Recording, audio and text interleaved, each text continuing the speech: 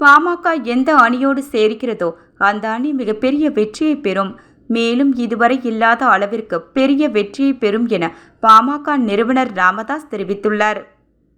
மயிலாடுதுறை மாவட்டம் பூம்புகாரில் ஆகஸ்ட் 10ஆம் தேதி வன்னியர் மகளிர் பெருவிழா நடைபெறுகிறது. இதனை முன்னிட்டு விழா நடைபெறும் மைதானத்தை ராமதாஸ் ஆய்வு செய்தார். பின்னர் அவர் நிருபர்கள் சந்திப்பில் கூறியதாவது: பூம்புகாரில் இதுபோன்ற மாநாடு 13 முறை நடந்துள்ளது. சற்று இடைவேளைக்கு பிறகு தற்போது மீண்டும் மகளிர் மாநாடு நடைபெற உள்ளது.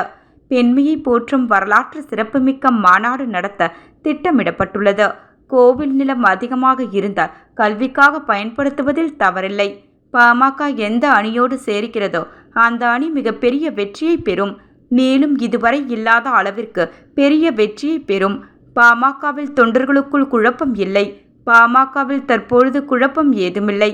இவ்வாறு அவர் கூறினார்.